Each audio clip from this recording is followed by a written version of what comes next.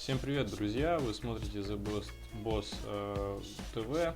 С вами, как всегда, моя друлечка. Мы проходим некий квест под названием Бог Чумы. Вы знаете, на самом деле, мало кто в курсе вообще событий в ПВ, что происходит. Мы как бы бегло, на самом деле, читали квесты. Особенно все квесты не перечитать, например, на той же Офе.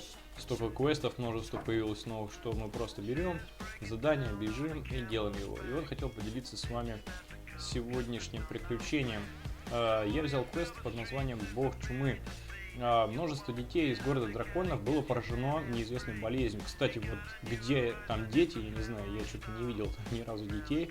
Ну ладно. И теперь прикованы они к кровати. Я не знаю, может быть, ветрянка. Я слышу, что человек, назвавшийся принцем Цзишанем, нужно еще выговорить, живущий около моста к юго-западу от гор Слонового Лука, кое-что знает об этом. Идите к нему и спросите, как можно излечить болезнь. Вот мы пришли к принцу, вот к этому мосту. Вот он принц, он сейчас нам, расскажет все о ветрянке. Итак, как говорится в старой поэме, вырезанной из нефрита, вечно лишь головой. Вот это ихние китайские, знаете ли, мудрости, поговорки тоже, на самом деле, прикольно, надо почитать. В общем, сэр, чем я могу помочь вам? Я вам говорил, что дети больны. Увы, стыдно сказать, это случилось из-за моей ошибки. Я мылся в реке, грязный, как помоечный, и внезапно ощутил слабый аромат из моего... откуда, пошел запах.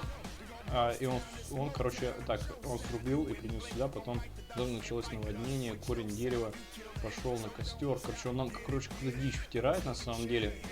Но мы поняли что из этого диалога, что жители деревни начали чувствовать запах костра какого-то и начали мочиться в огонь. Представляете, это действительно так написано здесь. То есть я не выдумываю, я не шучу. Здесь дети начали мочиться в огонь, и вдруг слабый аромат превратился в ужасную вонь.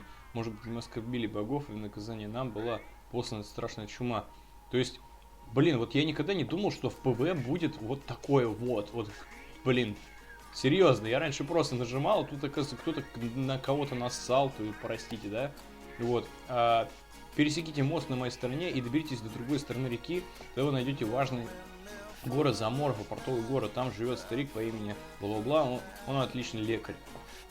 Он будет нам рассказывать, как залечить. Я не знаю, что он нам там расскажет, на самом деле, потому что я сам не читал еще, надо посмотреть. Так, кстати, здесь где-то рядом. Побежали. Бежим, ля-ля-ля, тра-ля-ля, ля-ля-ля, тра-ля-ля.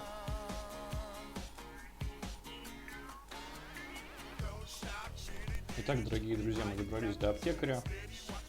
Рассказал он нам, что нужно убить земляного волка-воина, который обычно появляется на северо-западе Юго-Слонового Лука, и забирать у него дух ледяного огня. В общем, на самом деле, я так ничего и не выяснил, нам толком не сказал, просто сказал, что идите и убейте. Ну что ж, идем и убьем, что же будет дальше?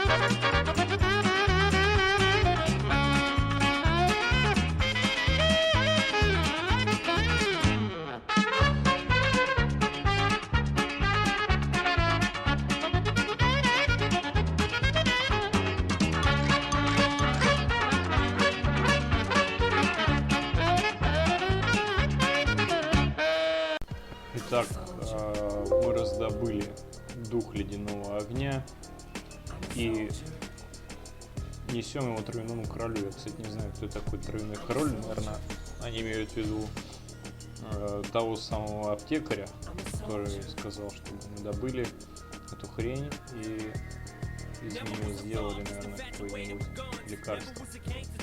Что ж, посмотрим. Теперь аптекарь нас посылает к другому чуваку, говорит, что у другого китайца нужно выпросить какую-то кирку, чтобы собирать ему траву, вот, из которой он потом сделает, перемолит, сделает лекарство. Вот такой вот тролль, блин. Опять нас гоняет, козел. Замучил уже, вот, невероятно. Мы добрались все-таки до этого сверхтравника, волшебника. Посмотрим, что же он говорит. Так. Он говорит, что никогда не встречал нас раньше. Мы пришли за травой. Мы говорим, что да, дети больны, и нам нужна мотыга для добычи трав. Хотя, по идее, я думал, всегда вот это добывает. Ну ладно, кирка, а не там мотыга. Старина попросил вас приехать сюда, но я, бессмертный травник, будет действовать согласно моему собственному правилу.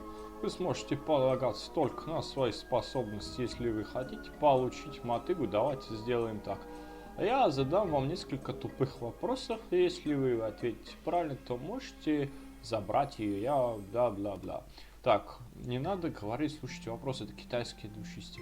Свет фонарей, бумага, лист, не тренит ветер, жопа глист. Назовите мне вторую строку двущистия. Так, наверное, это покру защиты от большого снаряда. Уф, кажется, что у весьма хороша фармакология. Вы должны быть тайны, сговорились, конечно, сговорился. Так, ну все, он нам дал... нифига, мы неправильно ответили. Ну давайте еще раз, ну всего лишь солдат. Хорошо. Мы еще неправильно ответили, вообще зашибись. Ну ладно. Куда мы идем дальше? А дальше мы идем, короче, обратно этому королю Аське, точнее, травяному королю и нести все. О боже, как все запущено. Вот жалко, что нет полета, а? Мы снова пришли к тебе, король Аськи. Тролль ты наш. В общем, он говорит, что мы взяли мотыгу, все. Что вы смогли получить бесплатно? Конечно, он какой-то дебил был. Я могу сказать, что вы являетесь настоящим профи. Помимо этого всегда готовы помочь другим. Я благодарен вам. Хожу, буду собирать эти лекарства и все. Ну, короче, конец, собственно. Вот и весь квест.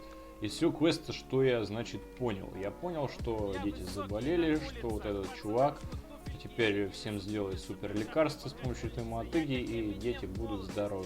И вы будете здоровы, подписывайтесь на мой канал, смотрите, дальше будут разные истории, советы, как все-таки быстрее делать эти квесты, или вообще не стоит их делать. В общем, много чего будет интересного. Всем пока. С вас лайк. Сегодня утром я проснулся, торчит стояк, ему я улыбнулся, разулся, когда к пацанам зашел, обулся, когда ушел, жаль, что был голышом. Эй, говно, остановись, кричит лысый Борис, кричу, лысый сам остановись, а он стоит, лысиной блестит, лысиной блестит, лысиной блестит. Я поел, рэп маме спел, двигайте мощами, нигер, я потолстел. Это я. Я поел, рэп маме спел, двигайте мощами, нигер, я потолстел. Это про меня.